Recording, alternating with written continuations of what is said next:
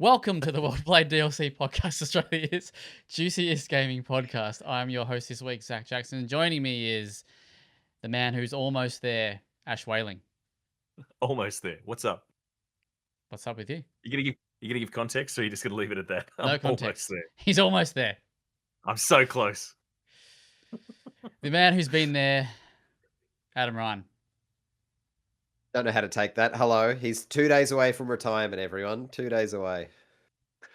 And the man who wishes he was there, Nathan Hennessy. So jealous. I wish I was there. How are we all this week? Yeah, right, how okay. good is that? I mean, come it's- on. It's such a loaded in these days and times. It's such a loaded question because, like, at a moment's notice, it could be fine. The next second, it's not fine. I feel So like we're what we live getting in. closer and closer to the abyss, boys. Oh, mate, I think we've been staring. It's been staring at us for a good long while now. I'm subscribing to the theory that we all died in 2020, and this is just hell. Like, Remember what they say about the apocalypse, mate? Gamers will rise up. So Oh. Capital say G. Hell yeah. yeah, hard G. I've got a little bit of light bronchitis, so sorry guys. no Oh, worries. God. Well, on tonight's show, we've actually got a pretty big show. So hopefully the world doesn't end before we get to the end of it, because we're going to be talking about Crimson Desert. Ash has reviewed Monster Hunter Stories 3, Twisted Reflection, and he's also checked out John Carpenter's Toxic Commando. Oh, he's and nailed the titles with no problems. No problem. So I did get a little bit dizzy after that. I've also got the SteelSeries Arctis Nova Elite for you, and maybe something extra which we might surprise y'all. Other than that, let's start off with something we've been playing to keep us occupied between content. Adam, what have you been checking out? Tell us about Resident Evil. Where are you up to? Nah, fuck Resident Evil. I've got a bone Okay. to pick with you specifically, Zachary Jackson, because love it. here I was wanting to play Absalom for the longest time. I'm wanting to play it, and you go, no, hold off. Because, we have content to make from that. So We I do. wait, no wait. And then I play it for the content, and I fucking smash it. If you boys remember, I know that you were both there. Sorry, Don't Ash, remember. you weren't there to witness it, but I did exceptionally well. I defeated multiple bosses within a single life. Everything was going great. I've restarted the game because I wanted to play it on my Steam Deck. Play it And in he's bed. lost all of that mojo. Abso-fucking-lutely. I am getting romper stomped in this game all of a So- sudden. You It's had wild. reverse I was surprised how performance well he did. anxiety because, wow. Yeah. Apparently, when the bright lights are on, I can step Having- up to the plate. But in my underwear in bed, that's just not going to happen. In the There you old go. deep Having dungeon. people who worked Stressing. on the game present absolutely inspired you to become a gaming god, and now you're alone behind closed doors. It's not about dancing like nobody's watching. Nobody's watching, and you're shit at dancing anyway. I think what I'm going to do is I'm going to get Key to just stare at me while I play from now on, Yeah. and just hope that With a performance notepad, anxiety kicks in. like, yeah. Do you wanna- Yeah. Do you want to get like cardboard cutouts of our heads, like Mr. Sandler in Nathan's bedroom, and just stand behind the TV? Yes, that might work. Genuinely, I think that would be anxiety-inducing enough to work. Just don't fucking but have yeah, a wank in the old living room, mate. mate, the way that the internet's going, that's It's true. It's true. I do that's- actually. I have been told I've got some youthful features, so Jesus Christ. But yes, apart from Absalom, which is kicking my ass, Requiem has come to a bit of a standstill. I think, Zach, maybe I told you this, that I was playing it with Key, and I got to a point where a Crimson Head popped up, spoilers.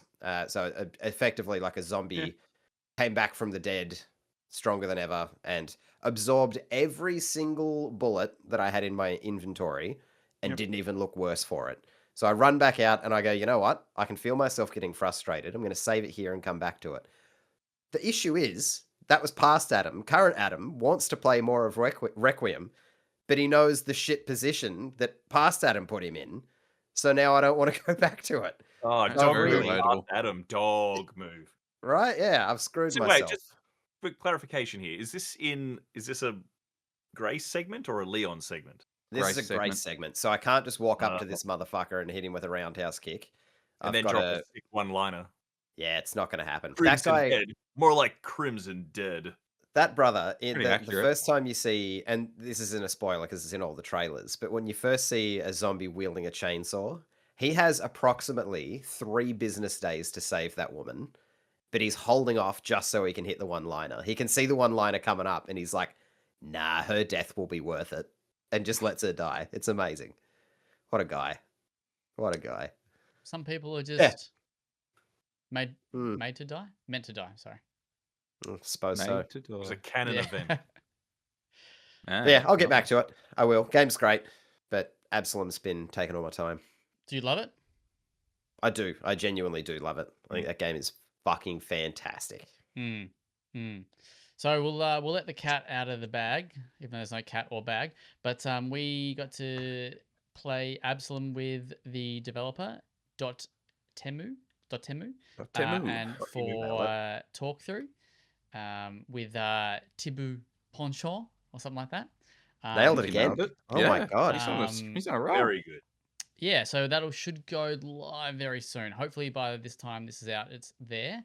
If not, it won't be long after that. I know that it's in the editing phase at the moment. But yeah, very excited for you to check that one out. It's got some cool little bits and pieces from that episode. It's a very good fun. episode. It's And a a good lovely chat. dude. Yeah, very much so. Great gameplay too. Whoever was on the sticks. Oh, so good. All right, cool. Ash, do you got anything you want to talk about before you hit up Monster Hunter and Toxic? Sure, technically it's not content, but I'm playing the shit out of it. And it probably will become content, but yeah, I'm jumped in the new World of Warcraft expansion, Midnight. Nice. Ooh. Nerd. Yeah. Yeah, I mean, I'll wear that. I don't even care. I'll wear a t-shirt. I'll wear the badge. It's really good. There's a lot of really cool evolutions of like World of Warcraft content. There's a couple of surprises in there. There were some features that I didn't think I'd engage with that I'm actually knuckle deep in. That's the word I'm going to use for it. But a very surprising set of systems. So I reckon a lot of people. I mean, the new season for the game's about to go live. So I reckon if you're listening to this, you're not listening to this. You're playing Midnight. So that's fine. I forgive you. How many houseplants do you have in your digital house? My digital house won an award, so you put some respect on that name, okay? Okay, I'm sorry. I thought Yeah, houseplants would be a positive thing. Jesus. I mean, it is, but no, I did channel some absolutely stellar 2000 and something Sims energy, and I went nuts creating a themed house, and then I was told, "Oh, we're gonna have like a showcase on the week, and you should enter your house," and I did as a gag, and I won, and I was like, "Okay, cool, sure, why not?" It's a good time. Yes, Zachary Jackson, youthful features down the front. Can you ever see a scenario where they make a World of StarCraft? God, I wish that would happen. I mean, I'd like to. I think somebody asked me the other day, "Do you ever see them making World of Warcraft 2?" And it's like, I just don't think they can escape the microcosm. If they make World of StarCraft, it'll have to be like an expansion for World of Warcraft just to keep everybody in the ecosystem. Do you reckon It's we the only actually way get I can see it StarCraft happening. 3 ever? I think we will see StarCraft again. I don't know if it'll be StarCraft 3. You saw my prediction. I reckon we'll see a StarCraft themed game. I just don't think it'll be an RTS. I don't even think Blizzard Ghost. could do that. I mean, With make the it ghost shit, bro. Yeah, Every time. well, why not? I mean, they've got So access to much things. code. Everyone think- likes Kerrigan, don't they? It was Kerrigan that was meant to be Yeah, the look, protagonist look, here. hey, the StarCraft tabletop miniature game, I think, became pre-orderable today. So StarCraft's not dead. It's just in some dark corners. Dormant. It's not even dormant. It's selling a new game right now. It's just not digital. So Oh, you know. it's licenses on it, but we'll see. Yeah. Do you think if they did a StarCraft 3, it would be as popular as StarCraft 2? I don't think Where- it what can. did they I say? mean, Okay. look, I love StarCraft. I love StarCraft 2. My issue is that I think the RTS genre, as people expect it, is antithetical to modern gamer perceptions. The idea of, so here's the game, and you spend the first 20 minutes gathering and building before you get to fight anyone. I just don't think it works. Not in the Fortnite economy of, attention spans. What if Adam, they had cool, Subway Surfer up in the corner? I mean, maybe if it was a mobile game, I don't know. I would love StarCraft 3 would have to be like a complete reinvention of the RTS that, some kind of old school Blizzard magic made it applicable to today's attention spans. I'd like to see it, but I'll settle just for another StarCraft game, like flavor wise. I don't care if it's a third person shooter or an extraction shooter, I'll still play it. Fair. Lovely. Nathan, what have you been checking out? Anything? Look, I was hoping I was going to be able to piggyback off Adam, but he's he's caught the Absalom bug. For my mental health, had to take some breaks from content, and those breaks consisted of Resident Evil Requiem with rolled credits. It wasn't very long. Ooh. It took 9.5 Oh, hours nice. Is that game time? Like, isn't that's what the game of game told you? time. Do you reckon that was pretty accurate? Yeah, because it wasn't hard. Like I've been playing through the Resident Evil games over the last 2 years on the hardest Are you doing the difficulties. pro strat of running past every zombie you don't have to kill? Also, yes, as Grace, absolutely. So that's half the game of doing that, 100%. Look, I think it's a great game. I think it's a great. That's kind of all I could say, man. Like, it's actually one of my least Gonna loop favorite you, brother. Resident Evils. Really? 100%. Wow. Because it's Interesting. all it is. It's one selling feature after all these years of like Resident Evil remakes and 7 and 8. I'm like, they're cooking something new and exciting, and they just do a legacy sequel. It's a fucking legacy sequel where I predicted every fucking thing that happened. I won't say anything that happened because it's all spoiler territory, but I've gotten used to being surprised by Resident Evil games over the past few years, and this did not surprise me in any way. I couldn't believe how lazy the surprises were, and the fact it did nothing to improve any of the gameplay that they've been building on over the past few years. I think the gunplay is better in Village and 4 Remake, and the quieter sort of horror bits are better in 7. Like, I don't think it outdoes any of the recent Resident Evils over the past 5 years. But it's a great game. Spicy! Okay. I say this because you gave a 9.5, and I'm like, That's I okay. get it if you weren't anticipating the legaciness of it. Legaciness. It doesn't do anything new for the series. It's all callbacks. Yeah, I agree. It's a very nostalgic sort of It's all it has. road trip back. Legaciness isn't a polished. word, but it should be. I'll say that right now. Like, it's a really polished and it feels good in the hand and that, but like, where's the new Resident Evil magic? I'm like, where's the sauce? I disagree a the little bit. I had more fun playing Leon in the Resident Evil 4 remake because, like, it's all half measures. Like, you've got half of a Leon game and you've got half of a Grace game, but they are half games. Whereas if I play Resident Evil 4, I get a full-on Leon game where I get actual meaningful progression in the weapon upgrades and stuff like that, and actual exploration. This is delightful. I love this. Yeah, but again, but I'm glad it was only 9.5 hours. I was like, fuck yeah, that's awesome. But you still enjoyed it. You just didn't enjoy it as much as you wanted about the time is because I think the bar was set so high, right? And it didn't surpass that, but it was still great. Don't regret my time with it, and I look forward to. I want to come back. I want to come back in about 6 months' time, play through it on the harder difficulty, because I think that's where the Resident Evil games live or die for me. Like 7 was nowhere near as good on a harder difficulty. In fact, it just wasn't built for it. It fucking sucks. But Village is awesome on the harder difficulty. It's so much more entertaining than normal. But we'll see where this one goes. Before the end of the year, because it's got to be in our Game of the Year discussion. Because, by the way, I've just had a bit of a whinge about Resident Evil Requiem. It is the best game I've played this year. Okay, that's because you haven't played Monster Hunter Stories 3. Because I have. What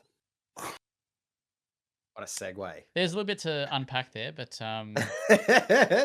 we won't. We won't dwell. Maybe when Adam finishes, we'll do like a cheeky little spoiler cast or something. I'm so excited to hear what Adam thinks. Yes. I'll get cracking. The question I asked about the timer is because I've just heard from a lot of people that it's wildly inaccurate, like it's completely wrong. Oh, really? Interesting. Yeah. When I said 9.5, I wasn't surprised by it because it didn't feel like a long game in a fully respectful way, because it doesn't waste your time. It doesn't. There's no padding. No, mine was 12.5, I think, and I reckon I've spent 15 or so. But what this is where we say 12.5 doesn't make sense for you at all. No, you're a 30-hour man. I don't know if it includes like where it talks about how it calculates like deaths or like pausing and stuff like that. So I'm not too sure. But anyway, that's why, because a lot of the stuff I've read is I only sat down. I think 2.5. Like, I only sat down on the couch twice and finished it. Right. Like, it wasn't a long game. That good. Apparently not. Also, yeah. Apparently not. Go fuck yourself, Leon. It's You and your yeah. What a high bar for that series that you're like, it's great, but it's the weakest I've played the last few years. God yeah. damn. Well, I think once Adam wraps it up, we'll chat more because I think there's a bit to talk about. I'm What are you unhappy. playing it on, Adam? PS5? Yep. Yeah, I went It PS5. runs me like up, a brother. dream on PS5. Maybe it's my turn. Hook me up. Can do. All right, before we Spicy. get into Capcom's other big boy, I will talk to you about a game that I've been playing. It is for review, but I'll just give you a tiny little taster at the moment because the embargo will have passed by the time this goes live, but I haven't finished it. This is Project Songbird, the new game from Connor Rush, who apparently we should know maybe. But I don't know if we do. And then Fire Games, I think is how you'd say that. The little Steam blurb says that Project Songbird is a cinematic first-person narrative. First-person narrative horror game set in the Appalachian forest.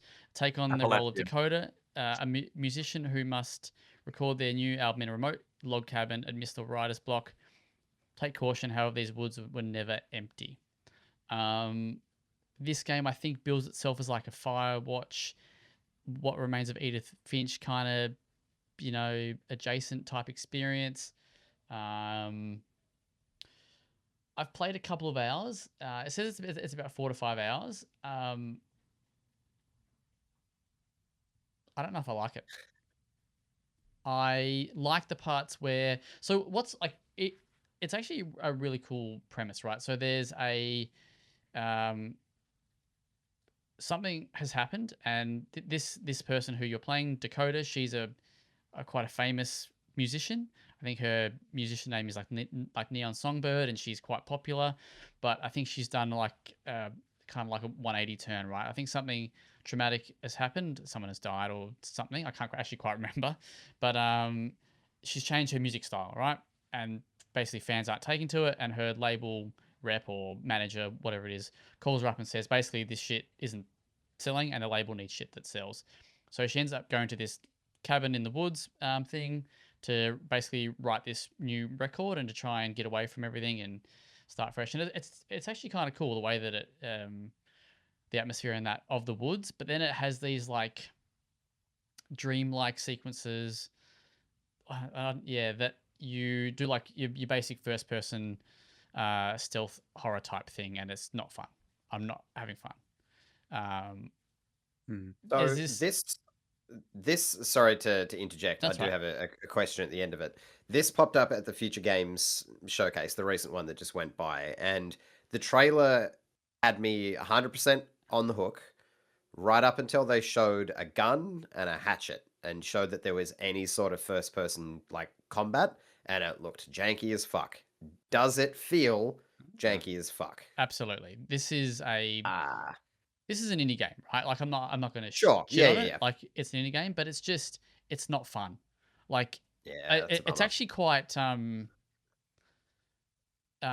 can't remember the section. Nathan, the village, Resident Evil Village with the mannequins, the dummies. What's that fucking House of House Beneviento. Yeah, that Yeah. scene. You know how like that part was fucking creepy because the mannequins would like follow you and shit like that. It has a Yeah. similar type thing in here, right? Where I don't really want to spoil anything too much, but there's a couple of sequences where you're in these areas, and essentially when you're not facing the enemy, this like mannequin type enemy, it'll basically come up behind you.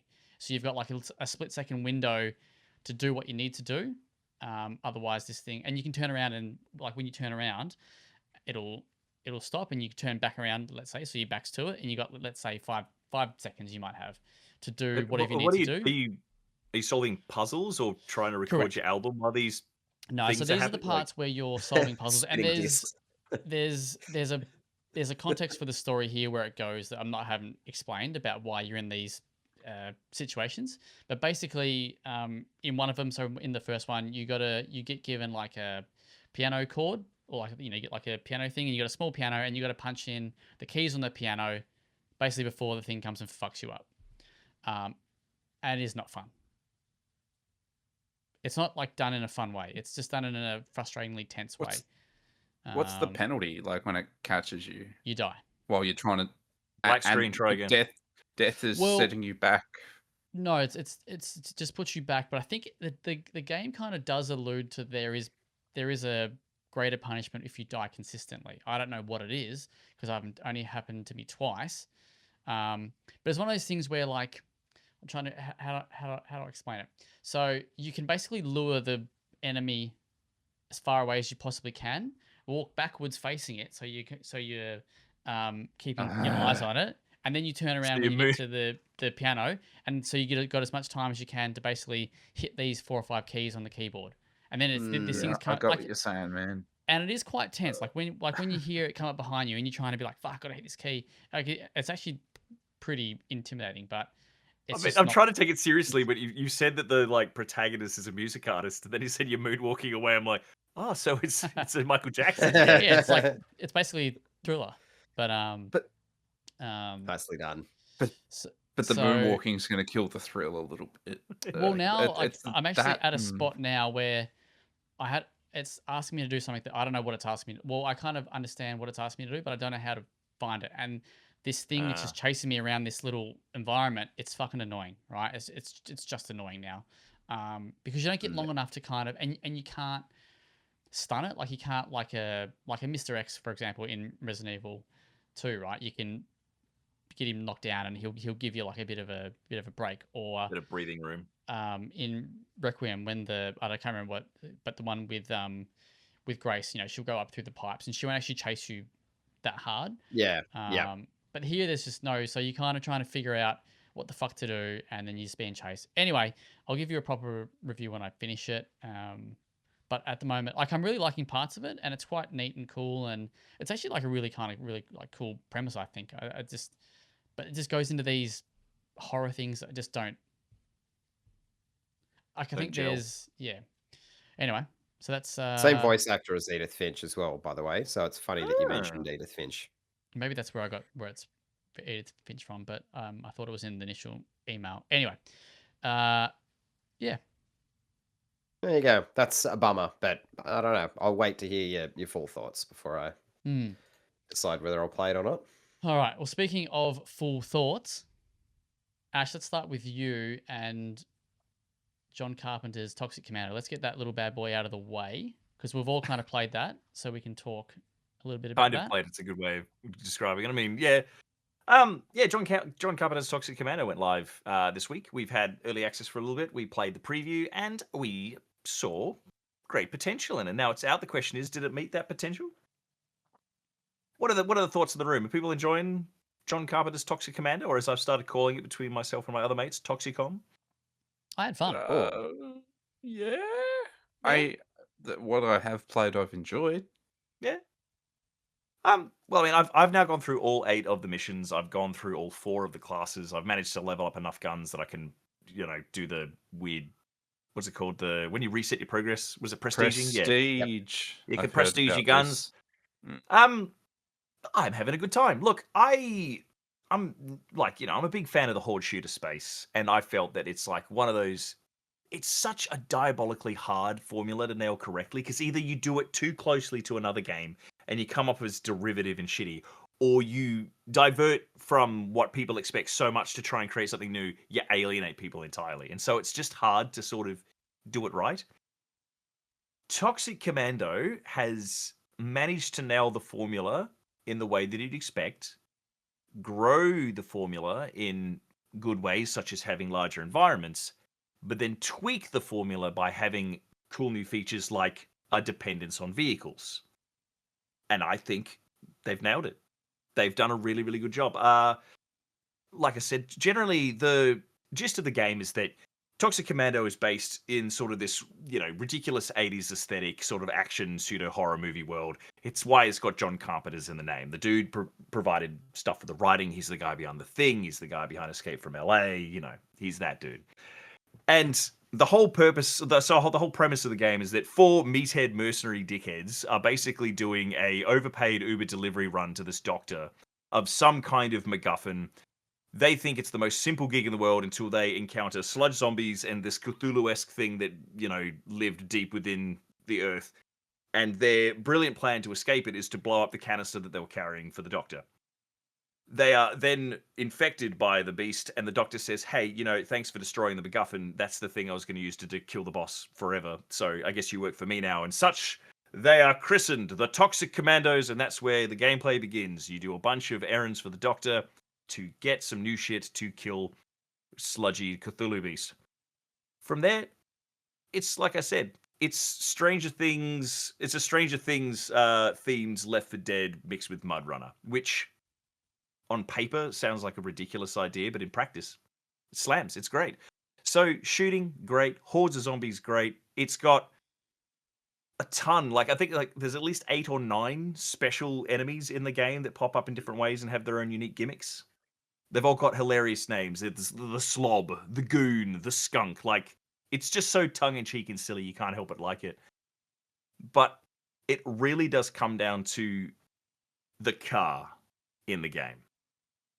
The game is based around getting from point A to point B, usually with wheels. It's not always a militarized Humvee. Sometimes it's an affordable sedan that, mum picks the kids up after school in. But the whole point is that the entire game changes based around what car you have, how you use it, what mission you're doing, what your friends are doing. Have you found 2 cars? But most importantly, the winch. Ah, I will the not winch. hear a crossword against the winch. In this house, we praise the winch. We love the winch. The winch delivers us. So, there you go. Good. Yeah, the most electrifying and stupid feature in the game is definitely the fact that some vehicles come with a winch. The winch opens so many gameplay doors. In some cases, fucking literally, because the winch can be used to you can rip open military bunkers. You can open up shipping containers to get good shit. But the thing about the world of Toxic Commando is it's also apparently huge sections of it are hip deep in mud, and so your cars do get bogged. So when you're in mum's Ford Focus trying to get from point A to point B, you're moving at a snail's pace. But as soon as you got the winch, you can pull yourself out of the mud. But more importantly, if you've managed to find both a Humvee with a winch and the sedan, the Humvee dude's now responsible for getting the sedan out of the fucking mud. All this while the 4 mercenary dickheads are quipping stupid one-liners that if you don't dig it, you're not going to like it. You're going to feel like it was made in a lab to piss you off, but I love those meathead idiots. Shooting hordes of regular zombies, getting tension events, doing holdouts where you set up for a horde mode section with you can pay in-game collectible currency things to set up your defenses, electrified walls, miniguns, mortars. It's good. But I will say that there is a real risk of repetition being a problem because there's only 8 missions. You need to dig the gameplay at its core, and then the rest is sort of organic fun that'll just manifest. The other problem is that I just don't think the game gels well with random people. It's clearly one of those games where it's if you don't want to play with strangers and you play with bots, they are dumb as a bag of hammers. Excessively stupid, really hard to get around.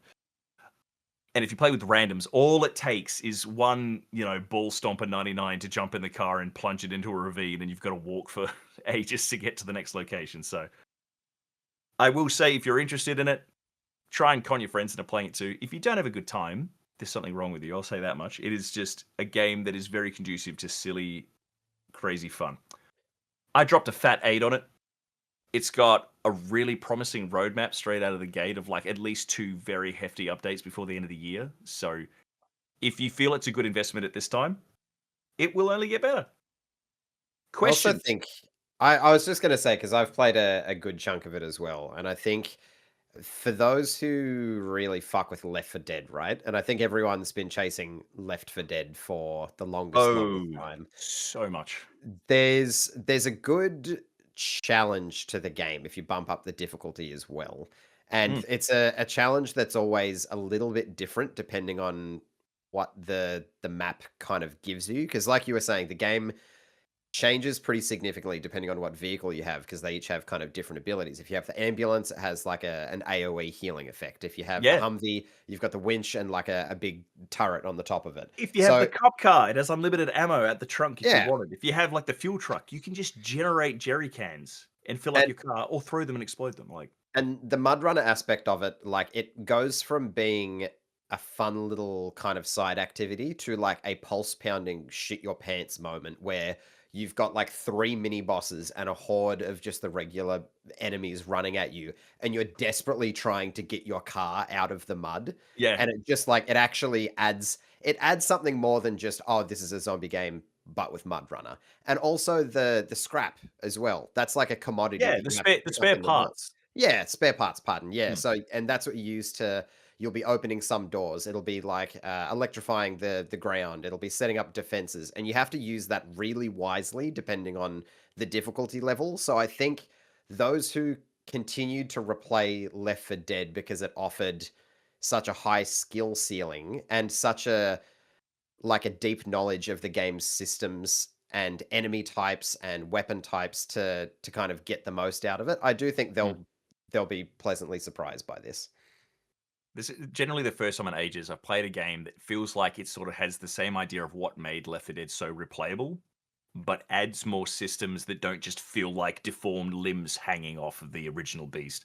Like each of the play characters, like each of the classes has like a unique special ability that they can activate. And with the leveling up options in the game, you can actually dramatically change how they work. So like, you know, your mate Gary's medic is completely different from your mate Leroy's medic because he's like, no, I want the deployable healing field. Meanwhile, Gary's like, no, I'm going to use the one that stays on me and I can place it in places and stuff. And that's really cool because it means that like as you play the game, even if you're playing the same mission but you're ratcheting up the difficulty, you're trying a different gun because there's so many, you're using your scrap in different ways and you've leveled up in different ways. So I think if you play the 8 missions and go, they were fine, you might not have a great time. But if you play them and start seeing how many other moving parts are in the game and start tweaking, you're going to have a great time for a long time.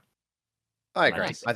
I think it'll be a game that you either play a couple hours of and you're happy that you played those couple hours, or you play a couple hours of it and go, fuck, I want to invest my time and get, knee deep in all of the minutia. But either way, I think you'll have a good enough time with it. It is also the first game I've ever played where I could individually color portions of my gun and create a neon rainbow nightmare. Oh no. You could when To you match your unlock color Space Marine. swatches. Well, it's What is just it with weird. Saber? I don't know. It's just weird. When I was unlocking like all of the different parts of the guns, it let me individually color each one of them. So I can have a pink barrel, blue handles, a neon green scope. The body can be blue, and it's great. It's stupid, but it's great. It doesn't need to exist, but it does, and I'm glad for it. Excellent. All right. Well, yeah, you can check out the review on the website. Ash, are we getting any video for that one, or we? I have a video of one of the tension events, which is like the ending of a level, but I think I want to go and there's a couple of really unique mission-based objectives that are quite fun, and I want to go capture one of them where you're like fighting a storm, and then I'll put that up. Cool. Because I reckon that's a cool section. Yeah. Excellent. Well, speaking of storms, Nathan, you've been checking out Crimson Desert. Is that talking about storms? That's labored. Because deserts and storms are a thing where you're from. You make and- whatever connection to that you like, mate. It's a pick your own You're- adventure, I think. You are doing his job for him by putting the logic to it. Well, no. Let's- This. Oh, you still No. cooking? No, well, I was just let's just how about we Nah. get to the end of this segment first, and then you tell me if a storm has been brewing. Okay, so we'll revisit this. So we've only recently discussed a preview on Crimson Desert, and for the review discussion we're about to have, I preface by saying most of what myself and Ralph from Skill Up had discussed in that episode is pretty representative of the final impressions of this game. Now, Crimson Desert comes from Pearl Abyss, a South Korean studio that put out Black Desert Online close to a decade ago. It's an MMO, massively multiplayer online RPG. I played it for a little bit and found it insufferably grindy, to be very clear on what I mean about that. Quests, progression, and most of my interactions in that game required me to commit myself to menial tasks for long periods of time to make small progress. That's what I mean. So, like, cooking would require me to get so many different kinds of ingredients one at a time. Upgrading a weapon would require me to get so many different kinds of materials to upgrade it one at a time. Really time consuming.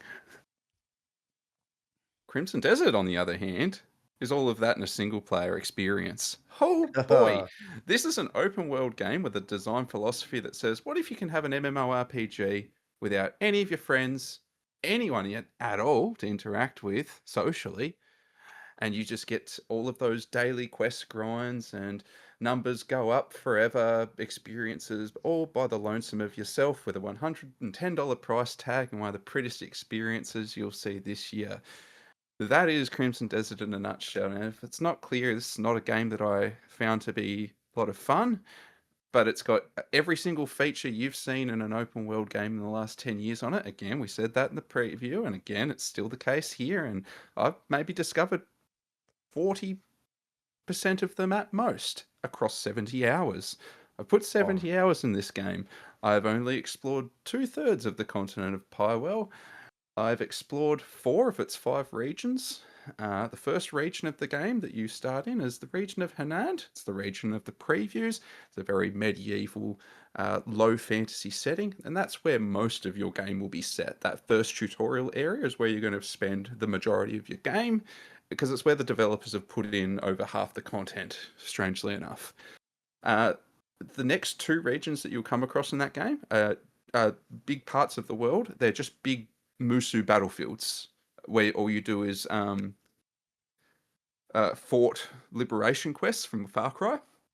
So that's the next 2 sections of the continent will just be huge, massively, beautifully detailed battlefields, but they're battlefields. They just get burnt out and they're just scrap. So you just come through and you liberate these one at a time. And then the 4th one is the Crimson Desert. That's a desert. To the name. Fred. And I haven't made it to the last one yet. One of the cool things about this game, as I've said, is it's very pretty, and I can stand on any kind of precipice and I look out and I could see the world before me and all the detail and all the places I could go and discover. I haven't been to the 5th place yet. Because of this is an open world, it's also a very prescriptive open world. So if you go somewhere where the game doesn't want you to go, it'll either say you're not supposed to go here and despawn you after 5 seconds, or it won't give you a warning at all and simply despawn you, or you get the Grand Theft Auto treatment where wanted level, you're not meant to be here. Everyone attack that motherfucker. So it's an open world game in kind of name only, because you can't really go anywhere you want until the game allows you to do so. And if you do, you are going to get punished for it. And there's the other 2 cool things I want to mention, other than the graphics being sublime. I ran this game on Ultra with very little frame stutter at all. Like, it just ran smooth the entire time. Would encounter a lot of pop-in, that's fine. The scale of the detail of the graphics on display, though, is so staggering, it kind of makes Crysis look like shit. It's really something to behold. But it's also too graphically detailed. You'll constantly be overwhelmed by glare.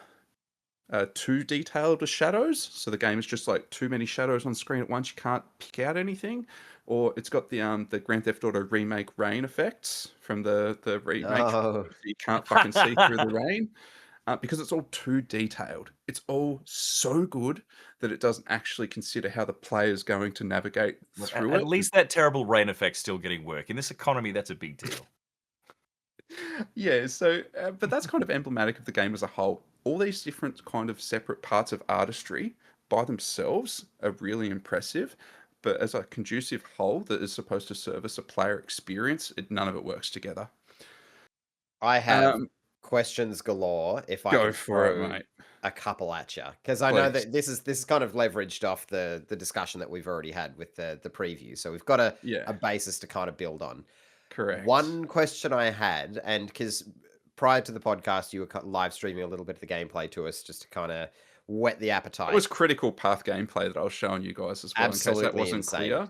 No, that definitely looked like you were just looking doing for a side fast quest travel. It looked like you yeah, cool. Okay, that answers one question out of the gate. So you say that there's a lot of, it's kind of a patchwork game, right? Like, Very here's much. a cool idea, chuck it in there. 100%. Every cool idea made the cut, whether or not it works. Fuck yeah. Don't love that. The visual language seems to me like it runs off kind of a similar concept, because what you were showing us was, it looked like you said, the low fantasy kind of elements. You know, you've got your swords, your shields, all of that jazz. You have a dog that just spawns randomly beside you at all times. Bit 70 weird, but hours into the game, I still haven't unlocked magic either, which is apparently a feature of the game. Cool. Sorry, go on. incredible. But then you jumped off a platform and you turned into Venom for some reason. Like there Yeah, was the this crow. symbiote looking thing, and Yep. then your fast travel looked like the future parts of Assassin's Creed, Oh like my the. fucking god. Oh yes. So am I getting the right idea that it's just like visual language wise, it's kind of the same sort of thing? It's a It's the patchwork of a same whole thing. bunch of We had ideas. a whole bunch of ideas, and we would find the ones that work together and put them in a little zone together. Can we But make this a regular ultimately, segment on the podcast where we just get Adam to discuss and describe gameplay footage he doesn't quite understand? Just because well, you I kind of was- summed thoroughly it up. enjoyed that. It He was kind of turned really summed it into up. confusing. Venom all of a sudden. Yeah, no, I was with you there. I thought it was more feathery, but no, I get it. I get it. Watching, so if you've seen any of the trailers of this game, those trailers are actually perfect representation of what that game is, and because there's no more than what you see in those trailers. It's, to use a word that's kind of a horrifying term to use in this industry, but a mile wide and an inch deep is a very accurate way to describe this open world. We've got 99 features, but fun ain't one of them. And that's kind of the most damning thing I can say about There's this your game. excerpt, ladies and gentlemen. We got 99. Fuck, that is good. Y'all get any fun? We got features. That's not what I asked. So And- sorry, you go, but I do have another question off the back of it. Once You you're best done go, there. because I'm going to quickly after that summarize my two other pros, and then we'll probably wrap from there. Go. Cool. So you've said a few times, both here and during the preview, that there are like systems galore. So I've got 100%. two questions. My Yep. first question is, do the boss fights leverage those systems? And like, you know, if there's the Spider-Man swinging, is there a boss that requires you to, you know, use the Spider-Man swing? That's game development 101, right? Like introduce something and then utilize it. So I'll throw that at you first. Is that the case? the old The Zelda short gives answer you a to bow that and then the question, boss has a massive eye. Correct. the short answer exactly. to that question is yes. And then I need to explain the long answer. So there's over 70 bosses in this game. This game also has a tendency to, as I said, introduce 100 systems, but then often you won't even get the tutorial box out for one of those systems until it's designated in a main quest plot line like 50 hours later. And it's like, why are you tutorializing me now? I've been using this feature for 50 hours already. But then other times you'll get a system that introduced to you in the first 10 hours. You used it one time, and then you get a boss 60 hours later that expects you to use it. But here's the killer. The worst criticism I could level at this game is it doesn't communicate anything to the player. There's no feedback on anything, whether it's puzzles, combat, fucking anything. If you can spend so long pushing a boulder up a hill before, and the game will never tell you that A, it's the wrong boulder, and B, the hill was a mile in the other direction. Because it's a big iron. It's so fucking frustrating. It's so fucking frustrating because Sisyphus Simulator. you can be in a boss fight and you can be spending 6 years dying over and over again because you didn't realize that you were supposed to use exploit a mechanic from that one system that you were shown 60 hours ago that didn't even tutorialize you on. You just discovered it half by accident. Jesus. How are you to fucking know? There's no box outs or pop ups or anything to give you any feedback to tell you that you're Wiki-based doing the wrong gameplay thing. systems. I think me and Ralph said during the preview we'd never before consulted the developers so many times for help and direction. Again, I've never during a review period consulted the developers so many times for help and direction for what were virtually simple things. There were times where I was like, hey, there's this door to this main quest. I've gone up and down, I've gone around and around, and then the developer comes back and goes, so that door is actually on top of a mountain. You've got to go to the base of the mountain and find the cave entrance. How the fuck was I supposed to know that? The objective told me to go to the door and interact with the door. But instead, you actually want me to go find the cave entrance 500 meters away, work my way back in, and then interact with the door from inside. How the fuck was I supposed to know that? That's 90% of the fucking game. So I've had a very frustrating review experience across my 70 hours of bashing my head against walls that I wasn't supposed to, but the game wouldn't tell me that. It just said, this is the wall you're supposed to interact with, not how to interact with it. And I did everything that I would think of, and so that would constantly happen. Now, two things that are really good about this game. As I said, graphically, it's beautiful. The voice acting I mentioned in the preview is really cool. You've got a lot of British and UK accents. You've got all the goblins are voiced by Irishmen. All That the checks out. trolls are voiced by posh Brits. So there's a class system involved Oh, in terms of like okay. where accents are designated towards different fantasy creatures and stuff. Why I want to emphasize the voice work is it makes the world feel alive in a way that I haven't seen in open world games outside of like Red Dead 2 or Wow. Kingdom Come Okay. Deliverance 2. The voice acting is so authentic, it's so full of life and humor. And you'll encounter it organically just as you're moving through the world, people having conversations or, falling over themselves and calling the clouds the C word. And there's so much humor and heart for a game that's made in South Korea. They've really nailed the authenticity of the English voice work in a way that really brings life to the world. Unfortunately, the way that it's edited is every time somebody offers you a voice line, they take a bit of a break. And then they give you the next line. And this happens for 50% of the conversations in the game. Oh no. And then you still have to wait for the next line. And don't move away just yet. We're not quite finished. That happens all the time. There's no way to skip cutscenes at all. There's no way to skip cutscenes. Quite often when you're in boss fights also have cutscenes in them. You can't skip them either. And boss fights are often 3 tiers. You've got to defeat the same boss 3 times in the one fight. If you die during any of those phases, you go back to the start. You've got to sit through all the cutscenes again. There's 70 boss Nathan having fights a in the game, breakdown? as I mentioned. Yeah, but before our eyes. Yeah. This man's gone through multiple 100-hour JRPGs, and he hasn't been this rattled. This is a Yeah, problem. this podcast has to quickly pivot to be a support group. The cutscenes look really nice. They're really cinematic. They're really well edited. So my 3 pros for Crimson Desert for the $110 open world game that is one of the most hyped games. One of the most hyped games we've seen in the last few years. This is like Cyberpunk and Elden Ring level of hype. My 3 takeaways are the graphical technology in this thing is out of the world. It's so good. The voice acting is really impressive for this world as well. It makes it come alive. And the way cutscenes are presented is really, really cool in theory. Can get a little bit frustrating. Now, for the downsides, I'm going to be really quick here because I've got one big one that I need to mention. Controls, clumsy. Half the time you're trying to do anything, it doesn't execute. You press a jump. Did you actually press a jump? Try and pull out your sword? Too bad you pull out your lantern. So many times you try and press a button, it doesn't do what you want it to do. Well, Did pretty you much. jump? Yeah, but there are actual times in the game where it locks out your ability to jump, and it's unclear whether it's a glitch or again because the game doesn't communicate anything to you. Maybe it's because the game didn't want you to jump. Didn't tell you that though, and now you've fallen off a cliff that's going to take you 5 minutes to climb back up again. Good luck. But here's the thing: the interfaces, as I said, are also really clumsy and hard to interact with. Long load times. Unskippable cutscenes, those two together really kill momentum. But the one worst thing in this game, the one thing that really kills it, is health items. This is the last thing I'm going to touch on. I'll be really, really quick. For any time you enter a fight, and I mentioned boss fights can be sometimes 3-phase boss fights, and you've got to endure the entire thing. The game doesn't give you free health items. So my character's health pool is like 750. Most of the health items I'll pick up heal 60 health. There's also a cooldown effect on healing items.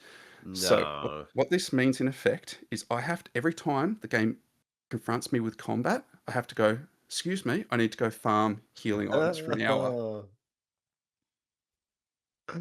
Oh no. And this happens constantly through the game. Every time a boss fight comes up in the main quest line, I go, okay, I've got to pause. And I've literally got to go to the other side of the continent, back to where my farm is. I build a farm, boys, because it's a system. It's just every system's in this game. Got to go pick some apples, and then I've got to go fish some fish, and then I've got to go hunt a deer, and then I've got to go spend all of the 300 coins I have to buy one single healing item that restores half my health. It really is an MMO just without everyone else. It isn't. That's all I can say, guys. If you expect one thing from this game, that it's an open world single player MMO, you might have a good time. If you expect anything else, the tedium will fucking kill you. That's all I wanted to say. This game has really bummed me out because I didn't expect a single player MMO. If I expected that, I probably would have had a different mentality about how I used my 70 hours. But most of my 70 hours was trying to push through the critical path, constantly being forced to do combat situations where I needed to go grind for health items. Like, this game was work. I've got a bone to pick with Pearl Abyss. I don't like seeing my friend in this state. That's just not good. Oh, Zach. I do. It's great content. 2 questions. Quick Yep. ones. How is flying the dragon? Because you didn't fly the dragon in the preview, correct?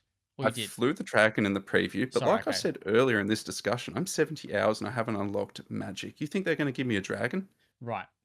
Wait, Hound. I still have to Jesus. climb How does climb that make mountains any by sense? hand, and it's fucking laborious. Hound, but if you played it in the preview, They skipped you to an end a game The Ah. path. devs gave him the dragon. right, Yeah. Yeah, right, the okay, devs yeah. gave me a dragon, which again, it's Sorry, like I forgot cool, about that but part. I could have done with that dragon for the last The 50 devs hours had to just for my deploy some sanity. hard-hitting shit to be like, stay interested. Look what it gets better. Because let me just say to anyone watching, the first 5 hours of the game that you experience is the same experience you're going to have at hour 50. If you're cool with that, cool. I was bored. That's the same experience I had at hour 50. Jesus Christ. At hour 70, it was a little bit better, only because there was more combat, but then there was also more grinding for health items. So The second question is about the horse and cart GTA thingy. oh my fucking god. Yep.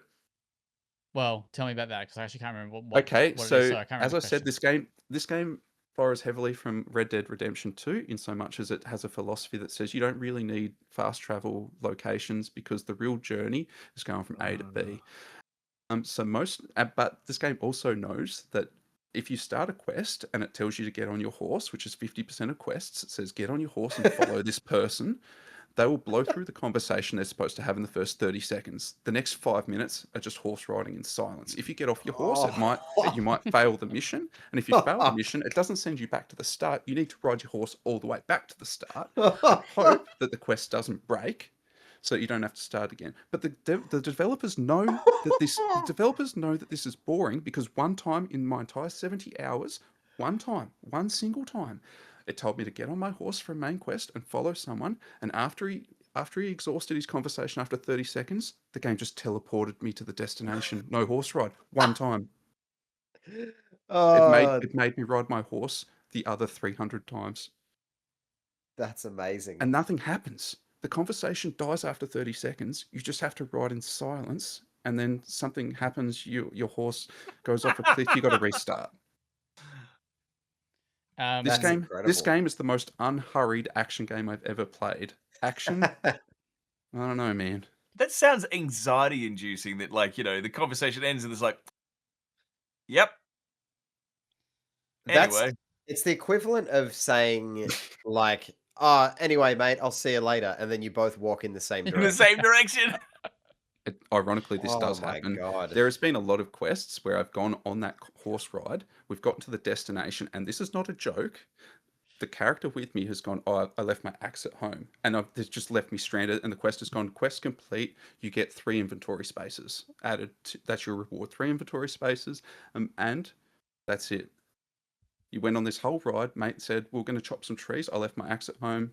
Quest done. And then the next quest will be chop 10 trees. Jesus. And All right. All right, okay. Let's put you out of your misery. Let's put everyone out of their fucking misery. Oath. What score are we feeling? Look, I'm still penning this review and I'm trying to be as kind as possible because it looks so good. And there are going to be people that like this game. My heart says 6. And that says me being generous. Because there's technically nothing bad about this game. There's technically nothing bad. But it's so ambivalent towards the player that I just found it abrasive as an experience. Mate of mine went near batshit playing it, so I don't know if this is that's accurate. He's lost his mind. I need to go outside and touch grass. I haven't touched grass in 2 weeks. Well. Oh my. Also need to have some fun. What's that? Well, apparently it's not bloody. I got a game for you. All right. So would we call that a storm? I reckon we call that a storm. All right. I'm so glad Ash, we waited for that. I don't know. Jesus. Well, look, it passed, didn't it? It blew over. Fuck off. Ash, let's talk about Monster Hunter Stories 3 Twisted Reflection that you have Sure. reviewed. Didn't even know there was... No, never mind. Don't worry about that. I did know that. So Didn't I'm know not that there gonna was say 3 that. games. No, I did. Just forgot for a moment. Fair enough. So Nathan, if you need something to get you through this horrible Crimson Desert fatigue, you should jump on this. Nice. Monster Hunter Stories 3 Twisted Reflection is an absolutely killer game. It's obscenely good. For people who are not familiar with Monster Hunter Stories, it's the fun cousin of, the Monster Hunter series. People know Monster Hunter. It's the game where you wield a sword the size of a park bench and you beat up creatures the size of buses, and then you harvest them and turn them into a new hat. That kind of stuff. Monster Hunter Stories has always sort of been the side franchise of like, what if instead of committing genocide on many, many creatures, you befriended them, and then with your friendly monsters committed genocide on species? Sounds like Pokemon, Ash. A little bit, but with a lot more interest and depth to its combat. It's still like like Pokemon. Yeah, this is more JRPG-ish. So it's the Nintendo version of Monster Hunter. Kind of. It did originally come out in the 3DS, so like it did have those roots. Okay, but Games for Yeah. kids. Yeah. well, since then, Monster Hunter Stories has sort of blown up. It's jumped off that. It's been remade. It's come to other platforms, and now Monster Hunter Stories 3. I was saying this to Adam before the pod. It's like when they sat down to make the Monster Hunter Stories 3 game, they were like, you know how the other 2 games were like, they're kind of good. Like, they're pretty good. People like them, right? They're pretty good. What if we made this one fucking excellent just as a joke? Just as a jape. Just as a giggle. What if we just fire on all cylinders for the entire development and drop a product that is shit hot? As a joke. As a gag. Because I Good can tell you joke. that everybody who is like a Monster Hunter Stories fan is probably just going like, yeah, cool, 3rd one, I can't wait to play this. And then they've booted up and gone, holy shit, because it's like so many levels above what you expect. So let's set the scene, right? Turn-based strategy game, you have monster friends, cool. Story's usually some kind of MacGuffin-based thing. There's a great prophecy that a rider will defeat the Naga Cougar of the Peak, whatever. Monster Hunter Stories 3, first off, kicks off with the most wickedly great visual aesthetic. It's this sort of painterly anime pseudo style. It's so gorgeous. Fully voice acted, and it sets the scene with a tale of 2 warring kingdoms. You, the player, play as the prince or princess, your choice, of one kingdom, and it all starts with the birth of the first first Rathalos that's been seen, which is the big daddy dragon box art cover dude from the Monster Hunter series. The first Rathalos born in the kingdom in absolute years. Only shock, it's a set of twins. Every single spiritual advisor goes, that's a bad omen. If you want any prosperity in your kingdom, one of them has to die like now. Some whack shit happens. Fast forward, you are a bit older now. You are the Rathalos rider of your kingdom. The tensions between the 2 kingdoms have not gotten any better.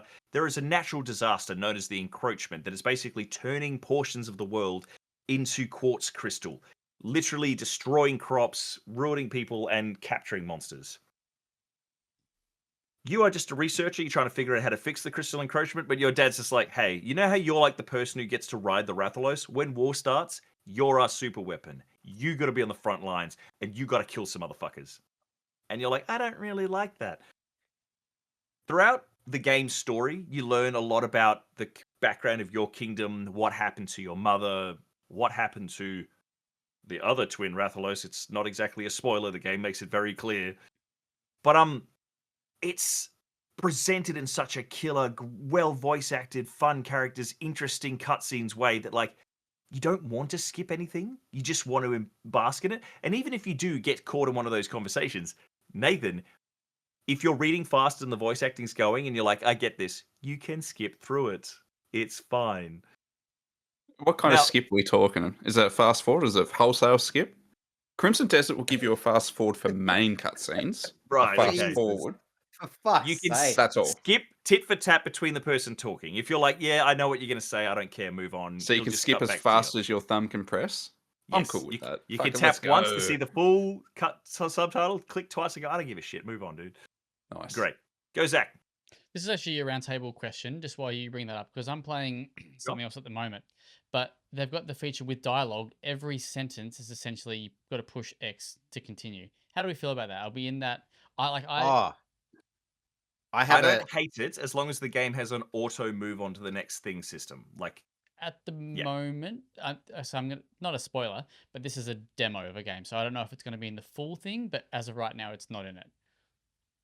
I had an example that I've realized I can't talk about because it's a embargoed title, so I'm glad that I didn't just blurt it out. But I'm playing a game at the moment that is quite dialogue heavy, and my thumb was getting sore clicking through this shit until I realized it said press square for auto. I hit that, auto. controller down, hands Yep. free. You just sat sit back and be like, You Yep. got to have it. I think if there's anything that is dialogue heavy, you have to have the option, because I think it's great that you can have it that you can like just leave it, go make yourself a cup of tea, then come back and pick up where you left off. But if you've made the cup of tea, I don't want to fucking have to press X 60,000 times. You can Monster tell Hunter these boys Stories 3 don't has play that visual feature. novels. These Let's go. thumbs, You know, these thumbs yeah. have seen some visual novels. We've seen some shit. So, Monster Hunter Stories 3 Twisted Reflection has the same combat system you would have expected from the other ones. It is a turn-based pseudo auto battler in the sense that, like, you have a friend, you have monsters. If you don't tell your monsters what to do, they'll do stuff on their own accord. That's fine. Usually they try and work on it. It's got a really basic sort of typing system where, like, there's 3 different types of attacks, and so, like, you try and match what attack you're doing versus what you're fighting, because it's like rock paper scissors. If you do a speed attack and they do a power attack, they will actually beat you because rock beats scissors, you know. So either you want to match their attack or do the thing that is better than it. It has nothing to do with damage. It's purely just like a strategy thing to like sort of ascertain what kind of creature is this, that kind of stuff. It's got a couple of like, one thing that I've always said was a problem with the other 2 games is that the JRPG combat was incredibly basic. It was just I do big bonk on him. I do bigger bonk on him. I've changed up my stamina. I can do super big bonk to everyone on screen. Yay. Go, Zach. Turn-based combat. So if you're saying it's like rock scissors paper, Yep. is it luck-based? Like, are you just having a guess? Kind of like, so it's that case that like if you encounter a monster for the first time, you've never seen this monster before, you start the battle going, I think you're fast. Yeah, I'm gonna do power attacks. I think you're fast. And then they'll like hit you with a technical attack and like, you motherfucker, you've got some wiles to you. But like, you will fight the same monster a couple of times based off what you're doing, and you get a journal that sort of lets you figure things out. There are some things that you can do to like suss out a monster, like if you want to like, you know, set the first couple of turns to trying to think things through. And you can also just blunder through it. But the cool thing that they've done to make the combat a little bit more involved here is that they've sort of added a couple of bits to the game where there's like a stagger meter for monsters now, which is kind of cool. And like when it comes to attacks, like attacks have like a damage rating and a stagger rating. So like you might think, hey, I've got enough going on in my team that I reckon I can bum rush you and you're just dead. Easy, sorted. I'm not gonna have to worry about any scary shit you do. But then you might go up against a monster that you like, you know, it's Monster Hunter. You know what these guys do. You go, I'm pretty sure this guy's going to have some like turn 5 bing bang, you know, account wiping, you know, nuke attack. Maybe I'll stagger them. When you stagger a monster, it basically serves as a stun. You also get a special attack type called a synchro attack that you push a button and literally every member of your party bum rushes this poor monster that's fallen over. It's legit like just going for like a stomping spree, like somebody's tripped over and they just gang rush him. It's so obscene.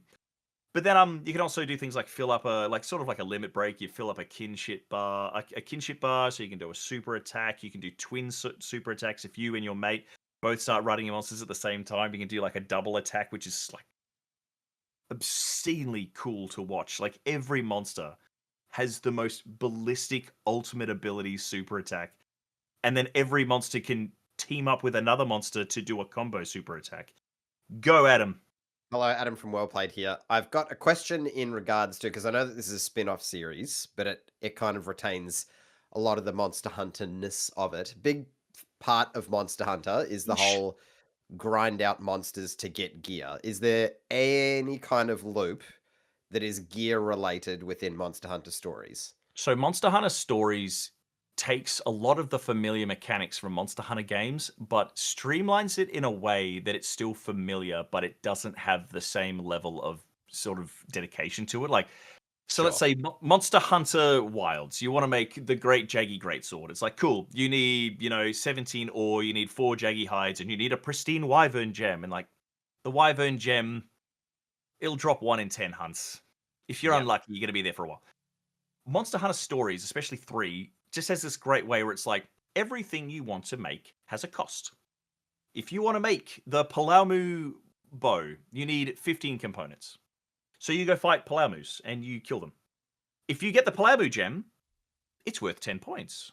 Huh. Okay. If you don't get the Palaumu gem, you might get, 10 Palaumu hides that are worth 3 each.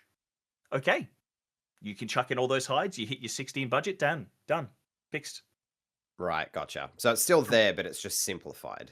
Still there, but simplified with a really great way of having bad luck protection. Like, Gotcha. if you can't get the gem, don't worry, dude. Just get more of the base components.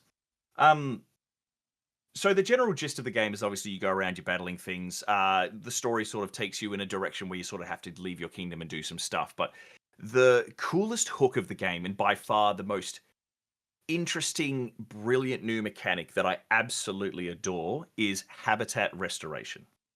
Now, I can tell from your faces, yeah, the sound of that feature has you salivating. Look at you guys just buzzing. It sounds like something restoration. that would be in Crimson Desert. Yeah, it would. And you'd be right. You'd Except- be fucking right. Except the difference here is that habitat I'm restoration not kidding. absolutely respects the shit out of your time, blows my mind, but it's also really fun and engaging. So, in a nutshell, Sorry about that. simply the way that it works is that obviously your character is a researcher, you're part of these dudes that effectively you're checking out the environment, you're trying to figure out what's going on with the ecosystems because some monsters are going extinct, some are endangered. The crystal encroachment's ruining shit. A general gameplay hook of how you build your party is that you sneak into monster dens and you steal eggs from the nest and you hatch them and they become your friends. In past games, if you hatched a monster you didn't want, you just sort of, it was like releasing a Pokemon from the PC. It's gone to a better place. It's on a farm upstate. You never see it again. In this game, depending on where you release it, you can actually pick ecosystems and release your monsters into those ecosystems. And you actually get like this graph that is based around the things living in that area. If you have monsters that like snow, no worries, put them in the snow biome. If you have monsters that like flying, cool, put them in the big open plains where they can fly. If you meet certain criteria based off the creatures that you put in and create a healthy ecosystem, the monster populations start to thrive, and you can actually start to get those monsters, but you can also start to breed special versions of those monsters. In my review, I try to quickly sort of write it down. It's like, imagine Pokemon, but instead of like, I really want to catch a Pikachu in Viridian Forest, but it's like a 1 in 30 chance to see a Pikachu. It's more like, okay, I can like release a bunch of other electric types, and it's going to raise the chance of me finding a Pikachu. But I'm not just going to find a Pikachu. I'm going to find a Pikachu that knows like Surf and like, Brick Break and all this other stuff. In this game, it's like, yep, I've put a couple of Rathians in this area. A Dread Queen Rathian has now showed up, which is like a super great version of Rathian with 2 different like elemental types. But like, it sounds like a super grindy system that takes hours, but it doesn't. It's like, I engage with the system thinking, yep, this is something I'm going to look at for 10 minutes, I'm going to move on. The amount that I achieved in that 10 minutes, I was like, fuck yeah, I'm doing this in every new zone I go to. This is great. You can carry like 8 eggs at a time. You can hatch 8 eggs at a time. You can release 4 monsters at a time. I'm sure there's nothing wrong with releasing 4 fire-breathing T-Rexes into the country biome you just turned up. Fuck it. I am eco god and you will bow to me. And then you turn this chaos into your party. And every monster you breed, like the gear system for monsters is literally genes. You splice the genes of your monsters to create super monsters. It's not enough that you have essentially Godzilla on your team. No, you want Godzilla with atomic breath and a flaming kick. And you can do that.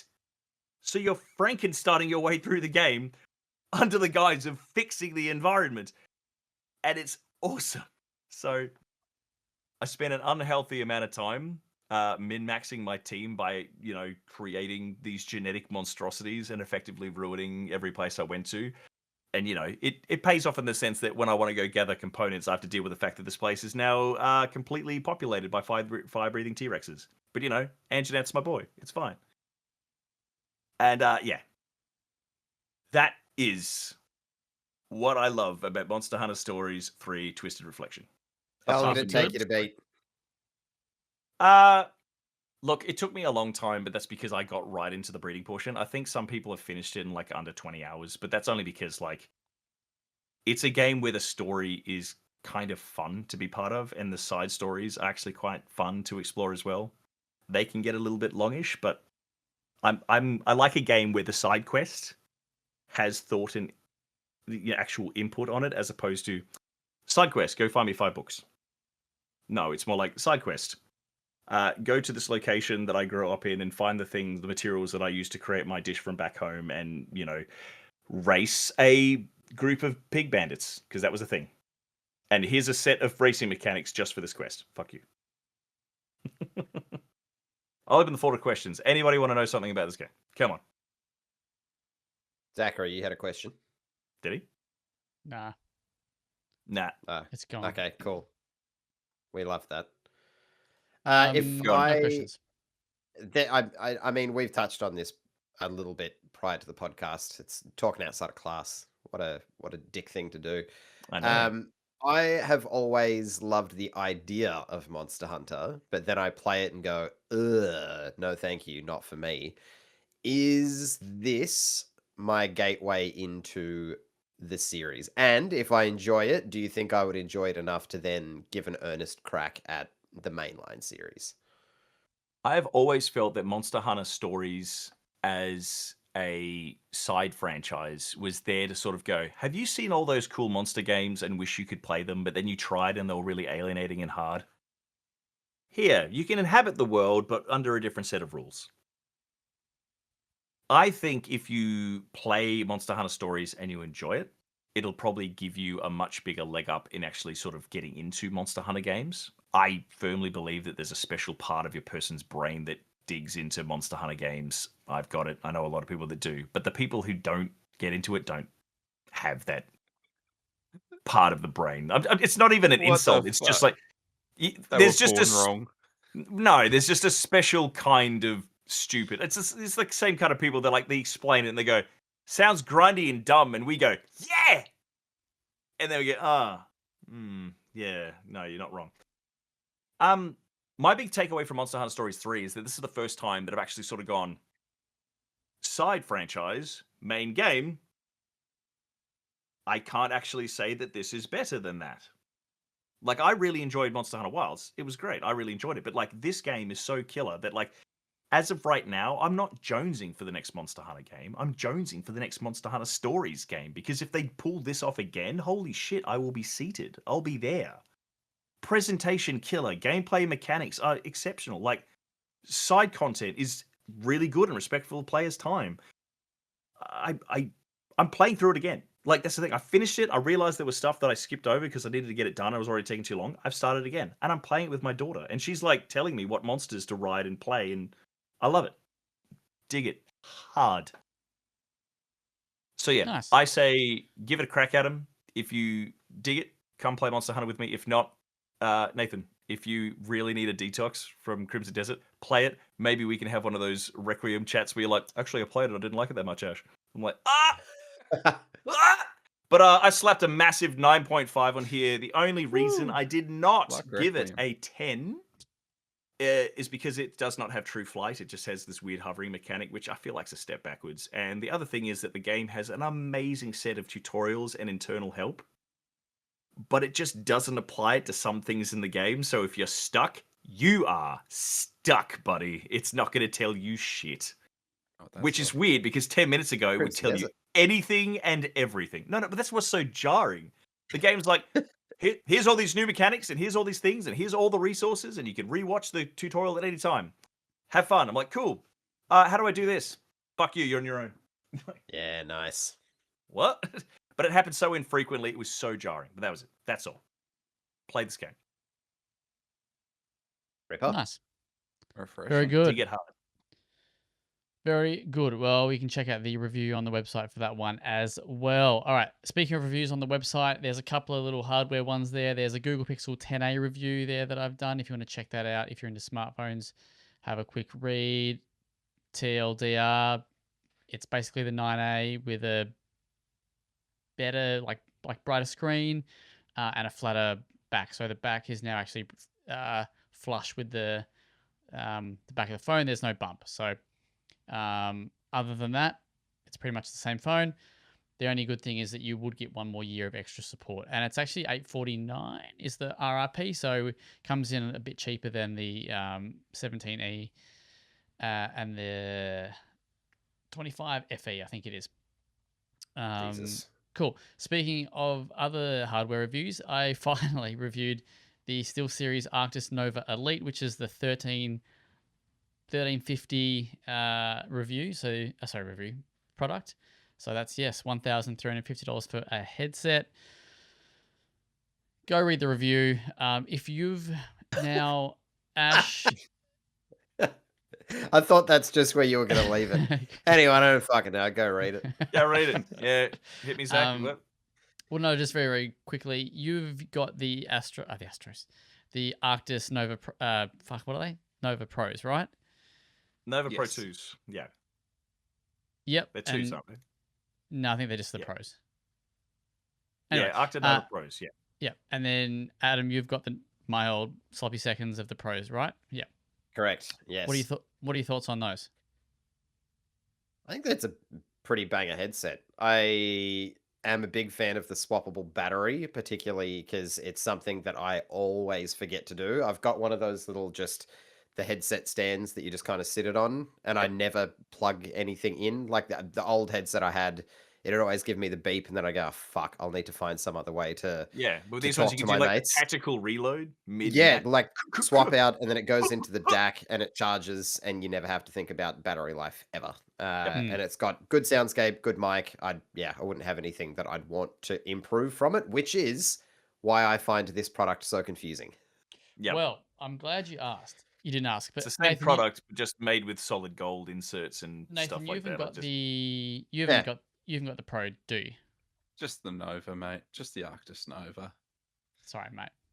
The only thing I wish was that its cable was maybe like a little bit longer, because I'm always shut up, peasant, whipping the DAC off the table by accident. That the DAC has fallen off the table so many times. Yeah. You've DAC'd. Anyway, so the Pro is actually $735. It's still priced right. I'm going on JB pricing. Yeah. I'm sure you can get it much cheaper somewhere else. It goes on sale pretty regularly for like 400s and something. Hundreds of dollars get shaved off that price regularly. Yeah. Anyway, so that's JB pricing at the moment. I don't know what it is anywhere else, but so it's essentially half the price of the Arctis Nova Elite, and it's essentially the same product.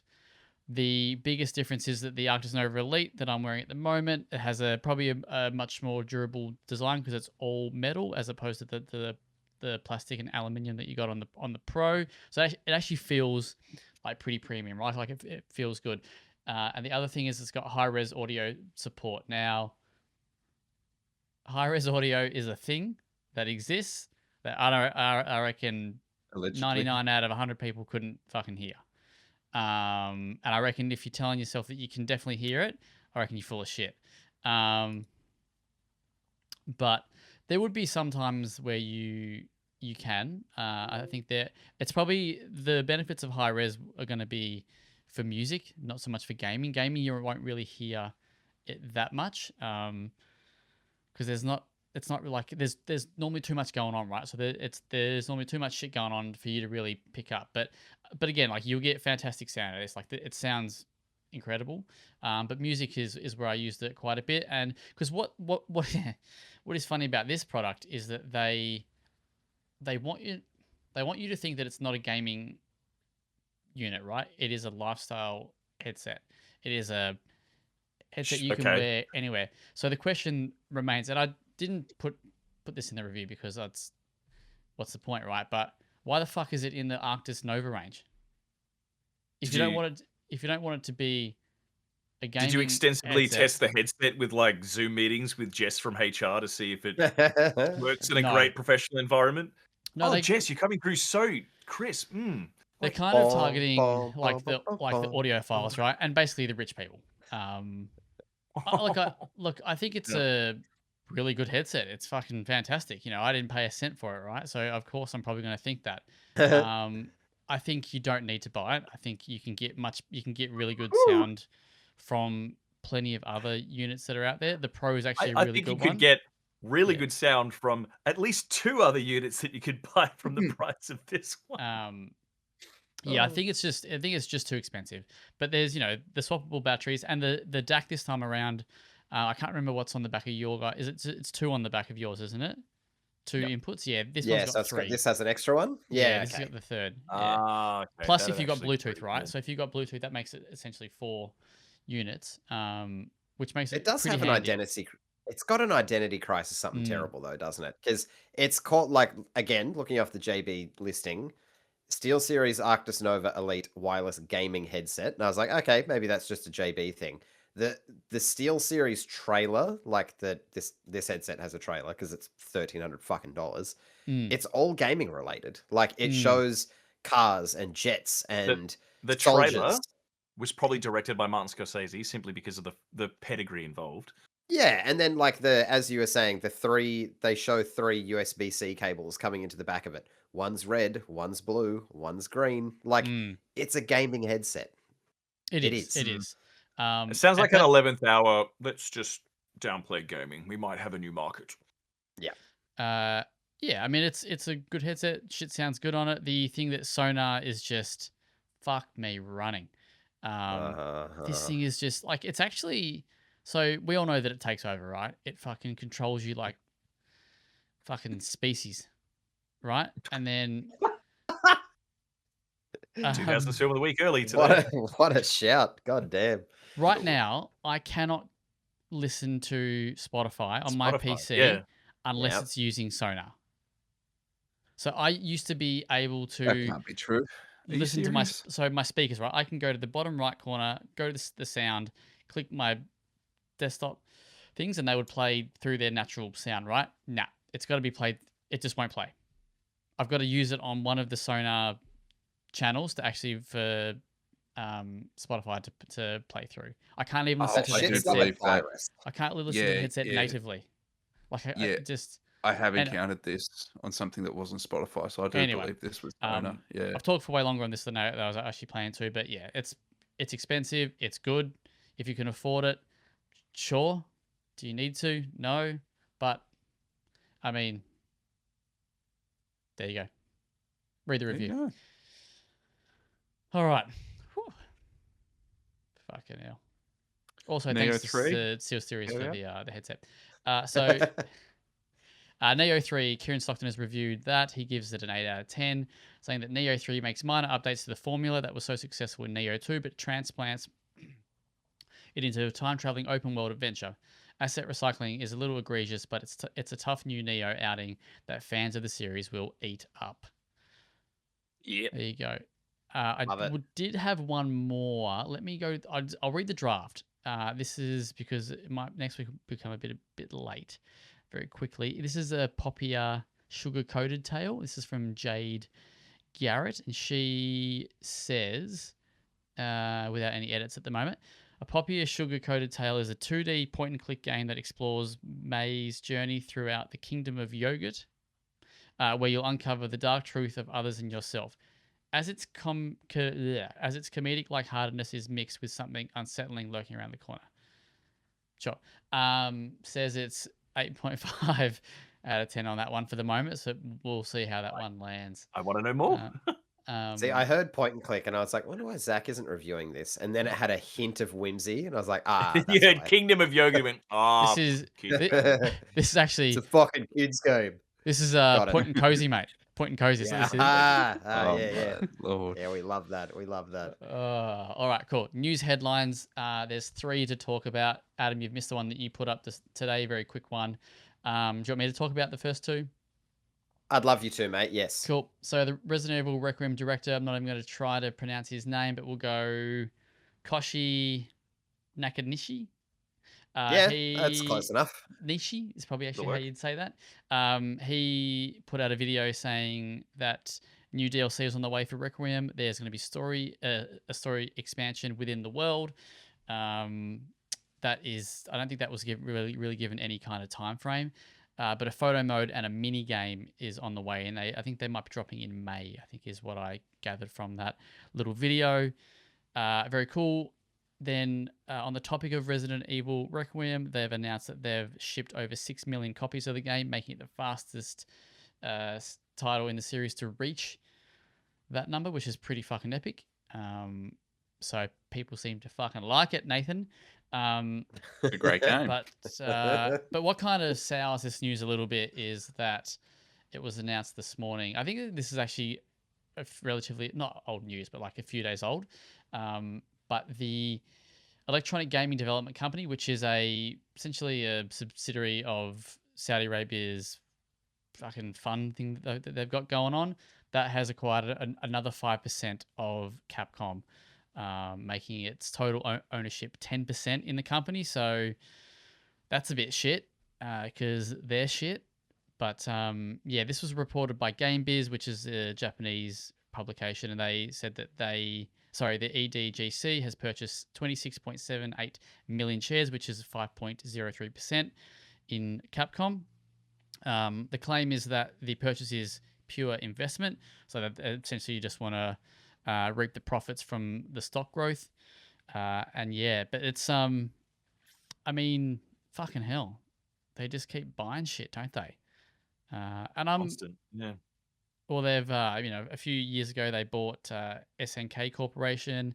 They bought Entirely, Niantic. didn't they? Yeah. Yep. Yeah. I think it's like 90. I don't know if it's changed now, but it's like it was like 98% or something like that. Pokemon Go and Niantic, I think they're owned by again, like there's all these subsidiaries and different funds and things, but they're all basically come from old mates' deep pockets. But and then they're closing in on a record-breaking $55 billion acquisition of EA, which is, whether that goes through, who knows. But it's okay, because you'd have to really squint to see their involvement in SNK games. Like for Fatal Fury City of the Wolves, it's minor, but there is Cristiano Ronaldo and some fucking DJ as playable characters for no fucking reason other than don't forget the absolutely killer AI trailer that they did to announce some of this shit as well. Yeah, so you'd have to squint to notice. Don't stress. Don't stress. Yeah, really Can't say disappointing. Ronaldo's first name, by the way. I don't know if anyone noticed that. Can't fucking pronounce it. Cristiano. That's good. Yeah, it eludes me. I've turned into Zach. Sorry, Zach. But you got it right. So maybe you have. But yes, yeah, shit. They're fucking. I wish they. I mean, I just wonder how long they're gonna last. When's the mask gonna come off? Yeah. Before they just give up and go, what's next?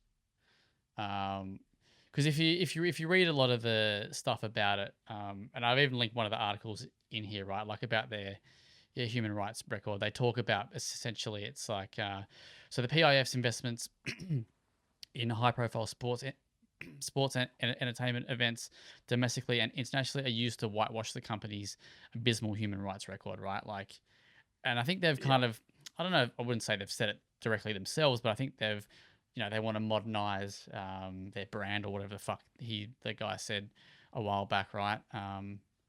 Yeah, it's just shit. So not to push wrestling into every conversation that I ever have, but all you need to do is watch a WWE pay-per-view, premium live event or whatever the fuck they call them now, that's based in Saudi. It's it doesn't, like, even if you have no idea about any of what the PIF are doing and the human rights violations that Saudi continue to perpetrate, it is noticeably different. Like, we're coming to you from the gorgeous, beautiful, wonderful, buy your tickets now city of Riyadh. Fuck, it's great. Oh my God, we have the best time here. Like, it is noticeable. So there's valid reason to worry about when things that we enjoy, like video game companies, get bought out by this massive conglomerate. Like, there is genuine reason to be worried about it. And they're not they're not the only ones that are shit that are investing in all these companies. No, it's just very prevalent at the moment. Yeah. Every time you follow the money, it ends up somewhere terrifying. Yeah. And as we've seen, I think it never ends well. There's always a ceiling, right? Or a hole in the ground that they fall through. and just Correct. so. Do you want some good news? I've got some good news for you if Would you love like. some good news. Wonderful. So here's some good news. Everyone at WellPlayed is a fan of Rose and Locket, the game that is currently in development from Whistling Wizard, the development studio from New Zealand. Well, every time we've spoken to them, they're wonderful folks. Generally at PAX, they're saying they're looking for a publisher, and it's a hard time out there to be a video game developer. So it's a great bit of news here that they have locked down a publisher in Ninja Kiwi Games. So they'll be Hell taking yeah. on the publishing duties. This is the second game that the company will be publishing. Denari, which is another New Zealand based developer's game, was the first, and Rose and Locket will be the second. And they do note in the announcement that it's aiming for a mid-2026 launch. So hopefully we're not too far away from actually getting the full release of Rose and Ooh. Locket. So that is a nice good news story for the day. What a banger game it is too. Awesome. Every time we've played it, I think we've come away pretty impressed. Well, so funny because this is probably old news. It's about like a week old now. And quickly, I don't know if you remember, Adam, but they had a publisher before that. So they were signed to Critical Hit. I think it's Critical Hit, I think is who Correct. they were. And they went their separate ways for whatever reason. But I actually, last night, I was playing the ROG in bed and I finished the demo of the thing I'm playing. And I was like, what can I play? I don't want to go to bed yet. I'm like, fuck, I'm going to put on the Rose and Locket demo. So I actually messaged the developer this morning being like, dude, like, what's the news? Like, you've been quiet for so long. And he goes, we actually announced a publisher, you fuckwit. Didn't you? I thought you were a fan. And I was like, good journalist you are, dickhead. Fake fan. So that's how I found out this morning, is that it was a pretty quiet announcement, to be fair. It was done via Steam blog post. So they are a developer as well, but mainly in the mobile space, which, the WellPlayed boys aren't particularly across the mobile space. But hey, anyway, it is what it is. Cool. All right. Any other quick news? Can we take a quick minute to dunk on NVIDIA's announcement today? I saw the internet, but I don't know what it actually is. So you talk to me like I'm 5. Let's do it this way. Show of hand people who saw the DLSS 5 announcement today. It was just the Resident Evil Requiem. I saw clips from Resident Evil Requiem. Yeah. NVIDIA released a rapid little tidbit of their new DLSS 5, which is the new and improved bloody rendering pipeline thing that they'll do. And it's using AI to improve games live and like in real time. The examples they gave was Resident Evil Requiem, showing that with DLSS 5 we basically can relight and retexture and remaster everything as it happens, creating even crisper bits of hair on Leon's chin, and we can yassify the living shit out of Grace. And then they showed we can have more realistic faces in FIFA, and we can have cooler looking wrinkles on old people in Hogwarts Legacy. FC, remember that game? Yeah.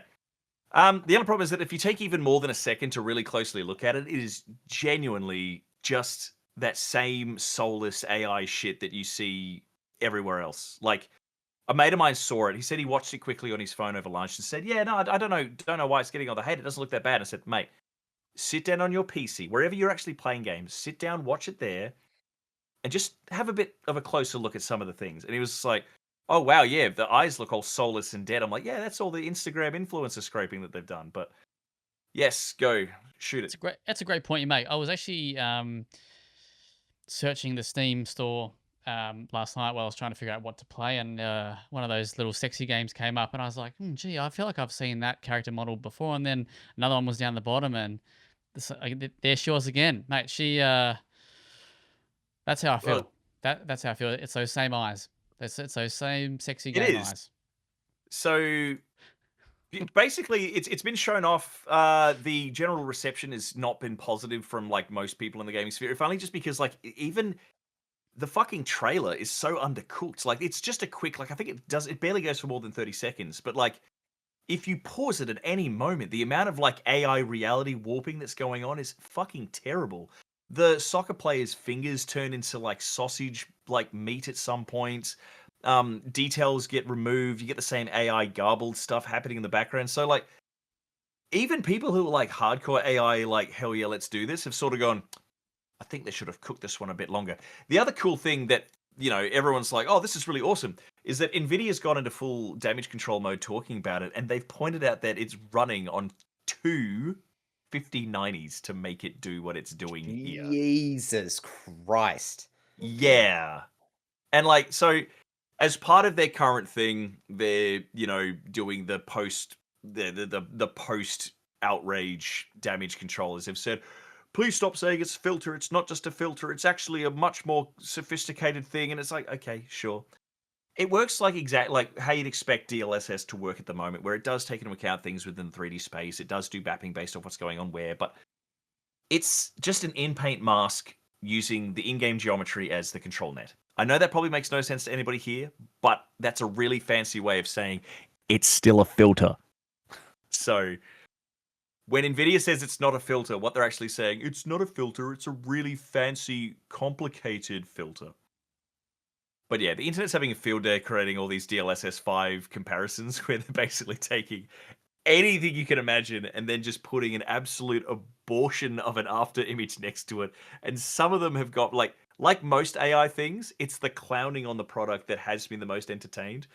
You've got like Kratos on the left, and then DLSS 5 turned on, and it's him with the most beautiful manicure and full delicious lips and eyeshadow you can imagine.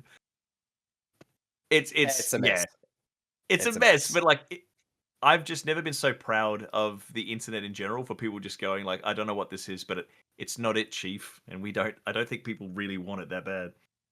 So I've spoken. Anybody else got some input that they want to share on it?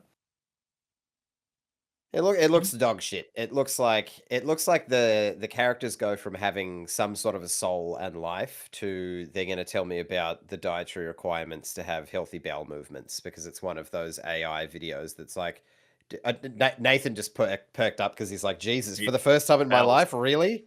Tell me more, Leon.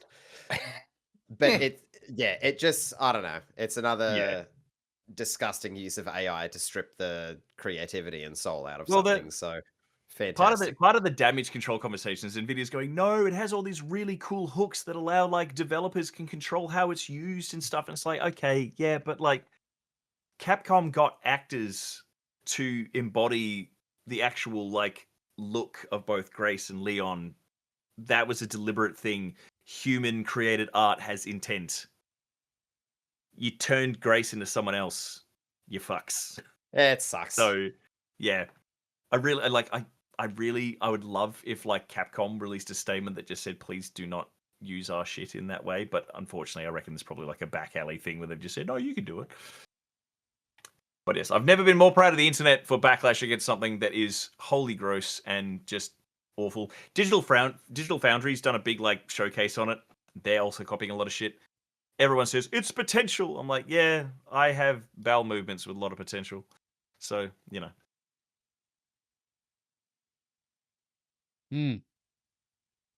What do you think, Zach? As someone who wasn't aware of it and you're now aware, what do you think? Sounds shit. Let's go to 2000's film of the week.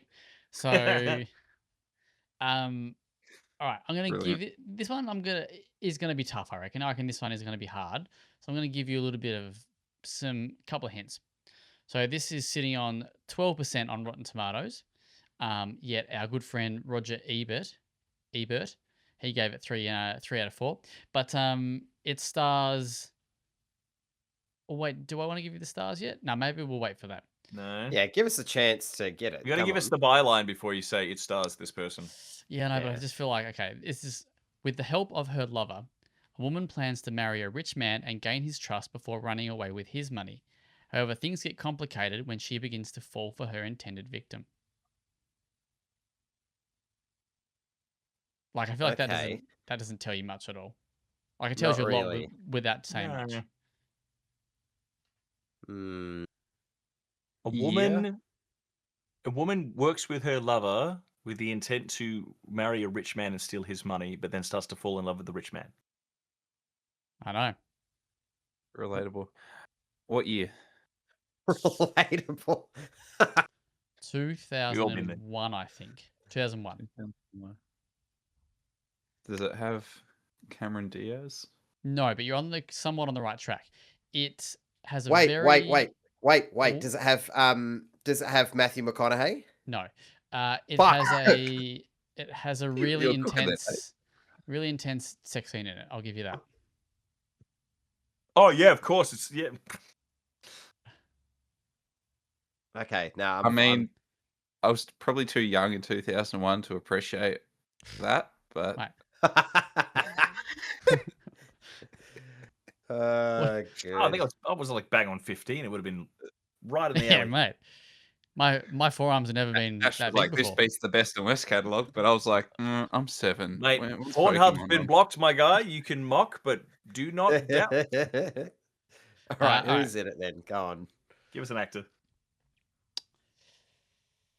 I'm just trying to see if this. No, all right. I'll give you the actors. So we've got Antonio Banderas. Okay. We've got Tom Jane, and Does we've nothing got for me. Angelina Oh Jolie. wait a minute. This is Angelina Jolie. I know the poster. It's something Sin, isn't it? You tell me. Eternal Sin. Yeah, You're Mask of close. Zorro. Or no, Original Sin. Got it. Yeah, He's got okay. it. As soon as Well you Angelina, I done. was like, Well done. I wasn't going to get this. No. Nah. That's why I thought Nowhere near. I might go with the thing because I figured that no one would ever see it, but I thought I could treat you to a shitty film. 2000s era Angelina Jolie. Tell Like, you what, this film, Peak with Tomb Raider. Let's go. this film's in the disc wallet, mate. I'm sure it I'm is. sure it is on multiple levels. mate, with It's- Pornhub blocked, the disc wallet's worth millions now. It's actually stuck in the disc wallet. You can't get it out, but Jesus Christ. Yikes. Oh my that's days. disgusting. Wait, that sex scene between Antonio and Billy Jane, Tom Jane. I feel like you wanted to say Billy Zane there. Billy And there was a bit No. of a Freudian slip. His character in the film is Billy, so I'm reading Yeah, from. I'm sure it fucking is. I'm sure it is. I mean, bloody I'm hell. on to you. I'd Mask What a time. Throw Zorro Leon and, in there for a fucking... Zorro and the for a- Phantom, and then the Punisher coming in for it, mate. Jesus Christ. Okay, Pornhub will never need to come back. Anyway, Oh my God. let's go to off topics. Already there. Fuck a duck. Well and truly already there. I read Shawshank Redemption, and it's not as good as the film. There you go. Thank That you for doesn't that. surprise me. I feel that way about most Stephen King shit. Like, I- probably all of it, to be I honest. went in being like, Stephen King's this prolific author, and all of his shit's gonna be great because he wrote it in a coke hazed state. No, he's just a bit average. I don't know. It didn't resonate with me. That's an It's still author good. would- Don't get me wrong. It's good, but the movie is significantly better by quite a margin. But my big issue with Stephen King is I feel like he needs better editors because that motherfucker has a tendency to ramble. What was the rambling like? Terrible, and it's only 130 pages. Like, it's just a novella, and it's still like you could still cut it down. I reckon you could cut 30 pages out of that bitch, and it would be a tighter time. Sounds like a Stephen King. Yeah, bit weird. But yeah, there's my off topics. Nice. Anybody else? I have honestly, because of Crimson Desert, I have not done That's fair. anything outside of like looking after my health. When I cook and like go Your for a walk- mental health.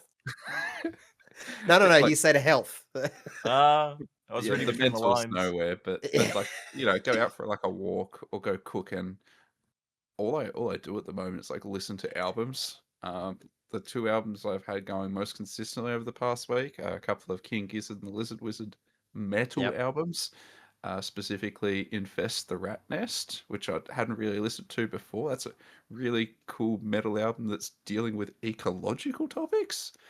And Petrodragonic Apocalypse, which is also kind of eco metal as well, but now it's the apocalypse. A lot of Yeah. fun. I think they're a lot of fun, those couple albums. King Giz metal albums are very tongue-in-cheek silly, so I've had a good time. What a weird band. Yeah, very Melbourne. Mr. Whalen? Very. Yo, what am I doing? I play Monster Hunter again, but like as far as things that I'm doing, I'm finding things to do. I found myself with a wealth of time because I've moved on from my previous career and I'm now in between jobs. So I am exploring stuff. That's what I'm doing. And I don't mean in the college sense of I'm exploring mine and other people's bodies. I just mean that like I'm digging around in Somebody sent you my the disc wallet. garage. Sorry? I'm digging around the disc Yeah. wallet. No, I'm digging around the house to find projects. I built a bed for my son. I'm repairing some leftover problems from a renovation we did, and I'm enriching myself. I'm working on myself. There you go. Here's a project for you, Ash. I want to see Oh. how quickly you can transform and untransform that one of those entire shelves behind you. Entire shelf. Are you fucked? Like Entire shelf. Yep, you heard What a- me. You heard me. Next week or next time you're on the podcast, I was going to want say your time. the fucking beautiful thing about this is the way that the podcast is edited. I have to move the camera, otherwise no one will see shit because Zach will chuck that in there. But what are those entire shelves? Whole Are shelf, you brother. high on medicinal or recreational drugs? Well, I'm just trying to give you something to do with your days, mate. That's all. Give it a proper deep clean. I do genuinely, I do need to dust the shelves. So there, I will fucking do that as part of this week, guys. That's how I'll fill in the time where I'm feeling useless and directionless. But You could always Nice. play Crimson Desert. You could. Well, how about we do a game swap? I'll not play Crimson Desert, and you can play Monster Hunter Stories 3: Twisted Reflection. That sounds like a good time. For me. I wrapped up The Beauty season 1, and it ends on a most fucking dog shit cliffhanger, and it fucking fucked that series. So that's me. Oh, I know. Couldn't be a Ryan Murphy show, not sticking the landing. I also what?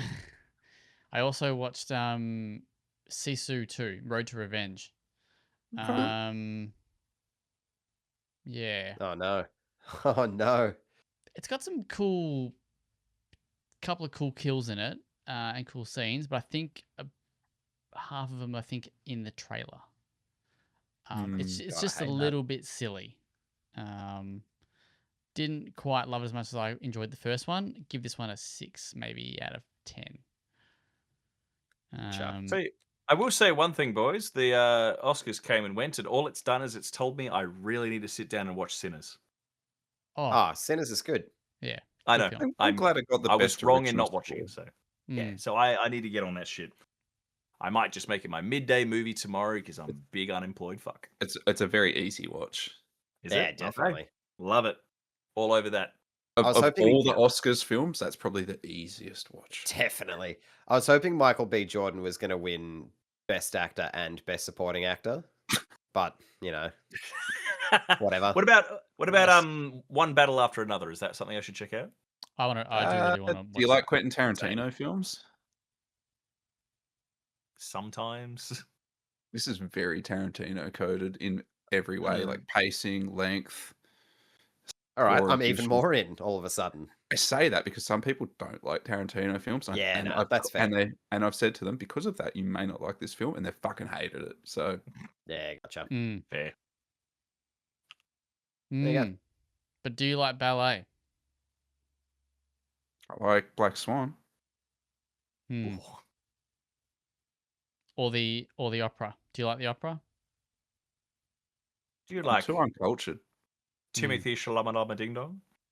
Yeah, I think Adam maybe doesn't know what I'm referring to. I have no idea what the fuck you're on about. Oh. Adam's not on most forms of social media and lives a blissful existence without it. Oh, are you talking about Timothy Chalamet? I heard about this via a secondhand account. I haven't been on the internet Timothy either. Chalamet Ding Dong. Just basically shat on like opera and fucking ballet, and then was like, I'm fucking wicked, and then everyone's like shitting on him. It's great. I love it. He did it days before the Oscars too, and then he's just sitting there like for the best actor Oscar. He's just like, God, he looks like a fuck. Probably shouldn't have said that shit. My God. Can't wait to see him in June Messiah. Let's fucking go. There's been some funny reactions from people. I reckon if you ran him through celebrities. DLSS 5, he'd come out better. Wow. Jesus. All right. Thank did you he for do listening to to this you? week's episode of the WellPlayed DLC podcast. You can check out the content on www.well-played.com.au. Go to the socials, YouTube, well played _ AU. Twitter, the same, WellPlayed_AU. Blue Sky is just WellPlayed. Facebook is there, and then take yourself out and Go pick I up don't know. Monster Hunter Stories Actually, 3. don't know Do it. what- Treat I don't know where yourself. I'm going with that. Have a nice steak dinner. Thanks for listening. Uh, In this economy. enjoy. Bye. Bye. Cheerio.